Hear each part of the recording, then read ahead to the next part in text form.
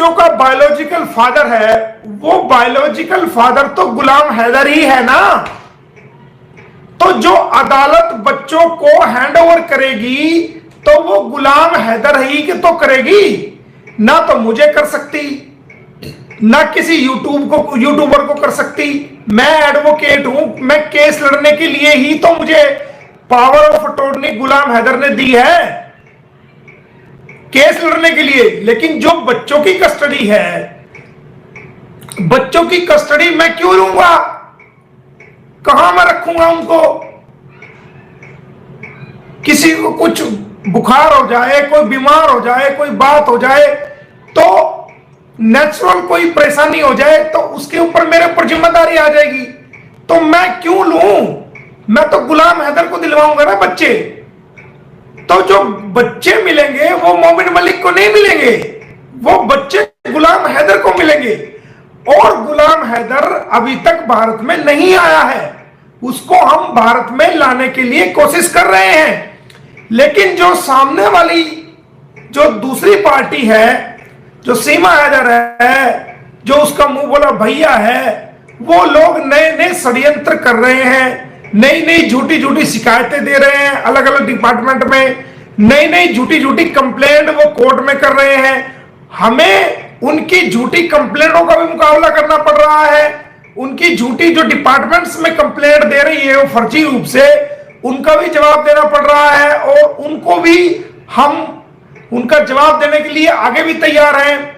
हम जो इनके ऊपर केस डाल रहे हैं, हमें वो केस की भी तैयारी करनी पड़ती है, उन केस को भी डालना पड़ता है। और फिर जो लोग हमसे जुड़े हुए हैं, जो इस केस से इंसानियत के नाते जुड़े हुए हैं, उनके फोन कॉल आते हैं, उनके व्हाट्सएप कॉल आते हैं, हमें उनको भी जवाब देना पड़ता है, हमें अदालत को भी जवाब देना पड़ता है, हमें क्लाइंट्स को भी जवाब देना पड़ता है। तो एक इंसान हर जगह अपने रोल को अदा कर रहा है।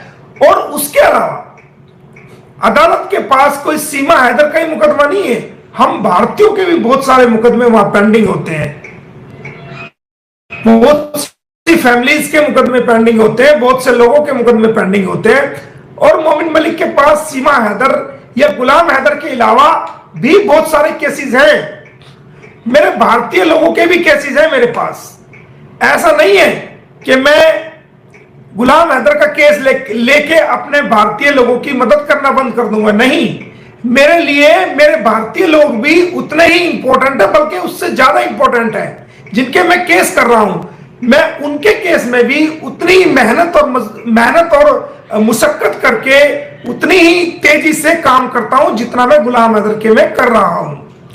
और गुलाम हैदर के केस में क्या चल रहा है, तो आप फरीदाबाद जाना बहन जी, और फरीदाबाद जाकर के, क्योंकि बच्चे पहली बार जो पता चला था कि बच्चे पाकिस्तानी हैं, जो सीमा अरेस्ट हुई थी, जो बच्चे रिकवरी हुए थे, जो पुलिस ने रबूपुरा पुलिस ने किए थे दिनांक 3/7/2023 को बल्लभगढ़ से जो पकड़ी गई थी सीमा पुलिस द्वारा, और बच्चे भी पहली बार वहीं रिकवरी हुए थे।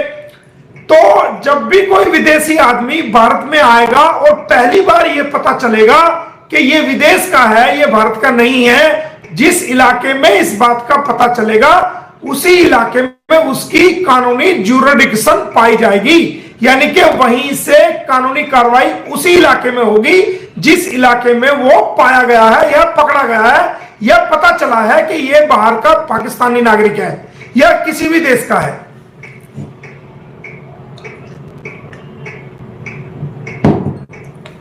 तो आप बल्लभगढ़ की चाइल्ड वेलफेयर कमेटी में जाइए, मैंने आपको पहले भी बताता हूं, वहां जाके पता करिए कि मोमिन मलिक ने बच्चों के केस में केस कब फाइल किया था सीडब्ल्यूसी में, और सीडब्ल्यूसी ने क्या आदेश उसके अंदर दे रखा है, आपको पता लग जाएगा।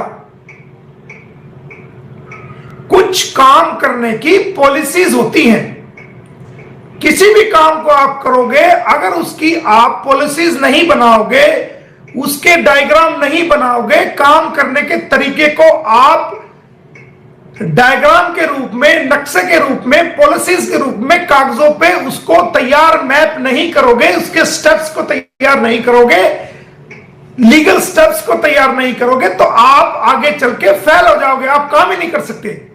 तो हमने पूरा डायग्राम पहले तैयार किया, लीगल स्टेप तैयार करे, लीगल कानूनी चालें तैयार करी, और उसके बाद हमने कार्रवाई की और हमने अपनी कार्रवाई को मुकम्मल कर दिया। आज का नहीं, बहुत पहले का कर दिया। हमने आपको बताया भी है कि हमने सारी कार्रवाई कर रखी है। और जो सीडब्ल्यूसी है, सीडब्ल्यूसी ने एसएसपी गौतम बुद्ध नगर को नोटिस जारी करके ये पूछा हुआ है कि ये बच्चे बल्लभगढ़ से आपकी पुलिस द्वारा रिकवरी किए गए थे, आपने इन बच्चों को सीडब्ल्यूसी में क्यों नहीं पेश किया, आपने फरीदाबाद में इनका मेडिकल क्यों नहीं करवाया, आपने हमें इंफॉर्मेशन क्यों नहीं दी, और किस थाने में आपने इंफॉर्मेशन दी, इसका हमें कारण बताओ। तो एसएसपी को सीडब्ल्यूसी ने कारण बताओ नोटिस जारी किया हुआ है, और जिसका जवाब अभी तक मेरे नॉलेज के मुताबिक एसएसपी ने सीडब्ल्यूसी को नहीं दिया है, और उसके अलावा भी कोर्ट की मैंने सारी प्रोसीडिंग की हुई है। अब जैसे ही गुलाम हैदर भारत में आएगा तो उसके बच्चों को गुलाम हैदर को सौंप दिया जाएगा। मैंने अपना सारा होमवर्क कर चुका हूं मैं, क्योंकि बच्चे जो मिलने हैं, बच्चे गुलाम हैदर को ही मिलने हैं। कोर्ट जो है उसके फादर को ही उनकी कस्टडी देगा, क्योंकि वो नाबालिग बच्चे हैं, वो उनका बाप है, वो कस्टडी मुझे नहीं देगा और ना ही मैं लूंगा कस्टडी। अगर कोर्ट मुझे भी कस्टडी देने लगे तो मैं भी नहीं लूंगा कस्टडी, उनके बाप को कस्टडी दिलाऊंगा मैं। अब तो जैसे गुलाम हैदर भारत में आता है तो उनके बच्चों की कस्टडी उसको मिलती है, और यही वजह है कि डॉक्टर एपी सिंह की पैंट गिली हुई है, सीमा हैदर की सांस फूली हुई है, सचिन मीला की सांस फूली हुई है कि अगर गुलाम हैदर भारत में आ गया तो उसकी कस्टडी जो है, बच्चों की कस्टडी गुलाम हैदर को तुरंत मिल जाएगी।